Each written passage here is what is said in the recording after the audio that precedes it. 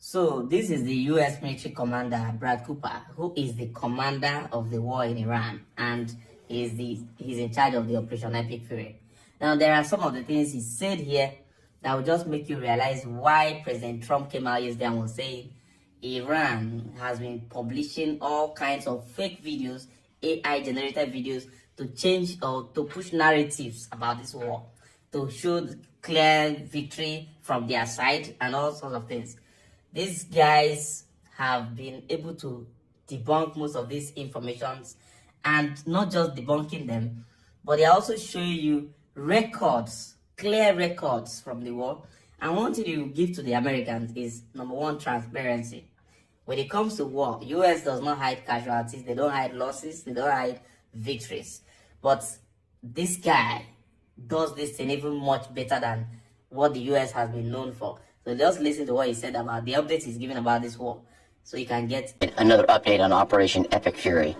First, I want to remember and honor our fallen warriors who made the ultimate sacrifice in the KC-135 refueling aircraft incident last week. We hold their memories and their families, their friends and their teammates in our prayers. Their selfless service and dedication hardens our resolve. For 16 days, we've delivered overwhelming firepower deep into Iran.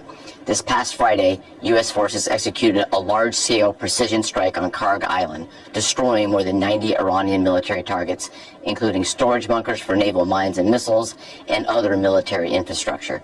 To date, our Air Force, Navy, and Marine Corps aviators have collectively flown more than 6,000 combat flights, demonstrating the unmatched capability of America's joint force as we maintain air superiority over Iranian skies. We continue to remain centered on our military objectives. These are well-defined and include eliminating Iran's ballistic missiles, drones, and naval threats. It's one thing to defend by striking launchers and intercepting missiles and drones, but it's another thing to eliminate the wider manufacturing apparatus behind them. And we are doing that today. We've talked about it in concept. Here's what it looks like in reality. Let me show you, for the first time, a few examples of how we are dismantling Iran's defense industrial base, which will prevent threats to the region into the future.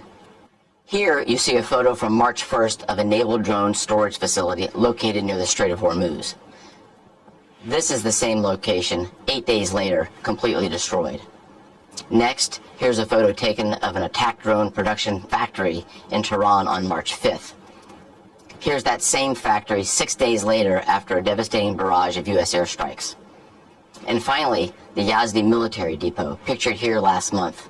These 8 buildings are part of the IRGC's missile command infrastructure and are used to produce light and heavyweight torpedoes.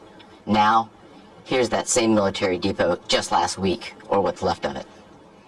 U.S. and partner strikes are doing exactly what they are intended to do, deliver on very clear military objectives to eliminate Iran's ability to project power against Americans and against its neighbors. We're also zeroed in on dismantling Iran's decades-old threat to the free flow of commerce through the Strait of Hormuz. Through a combination of air, land, and maritime capabilities, we have successfully destroyed over 100 Iranian naval vessels, and we aren't done.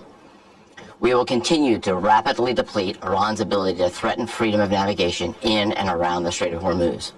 Our progress remains steady, and we remain vigilant against the enemy. Now, a few thoughts about Iran. Over the last 2 weeks, they have launched attacks on Oman, Saudi Arabia, Israel, Jordan, Cyprus, Turkey, Azerbaijan, the United Arab Emirates, Qatar, Iraq, Kuwait, and Bahrain. In each of these countries, they are deliberately attacking innocent civilians. They've done this more than 300 times, which demonstrates their true nature as a global leader of terror. In just the last few days, the Iranian regime launched a reckless attack against civilian neighborhoods in Tel Aviv with cluster bombs, an inherently indiscriminate type of munition. We join countries across the region in condemning this aggression, and we stand shoulder to shoulder with our partners in bolstering our own defenses. In sum, I will reinforce what I've said before. Iran's capabilities are declining as our capabilities and advantages continue to build.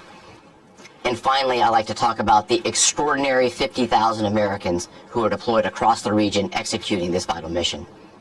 It's long been my belief that every success we have begins and ends with our people.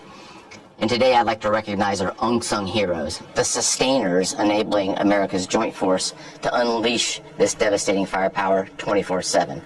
To be clear, there's no other military on earth that does logistics like the U.S. military, and our team is at the top of their game today. They're managing distribution networks that span thousands of miles to ensure that munitions, fuel, and supplies reach warfighters on the front line on time, every time. To all our sustainers and logisticians, thank you and keep up the great work. And to the entire Operation Epic Fury team, keep pushing, remain steady, fight to win. Thanks so much and Godspeed.